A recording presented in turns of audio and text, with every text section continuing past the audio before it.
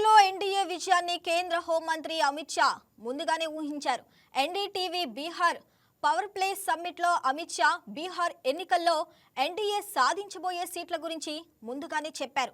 ఆయన చెప్పినట్టుగానే బీహార్లో ఎన్డీఏ కూటమి దూసుకెళ్తుంది. బీహార్ అసెంబ్లీ ఎన్నికల్లో ఎన్డీఏ 160కి పైగా సీట్లు గెలుచుకుంటుందని, 3/2 మెజార్టీతో ప్రభుత్వాన్ని ఏర్పాటు చేస్తుందని అమిత్ షా చెప్పారు.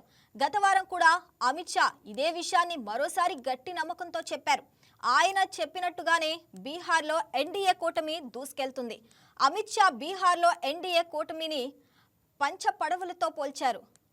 ఎన్డీఏ కూటమి కింద బీజేపీ, జనతాదళ్, లోక్ జనశక్తి పార్టీ, హిందుస్థానీ అవామీ మోర్చా, రాష్ట్రీయ లోక్ మోర్చా పార్టీలు జట్టు కట్టాయి.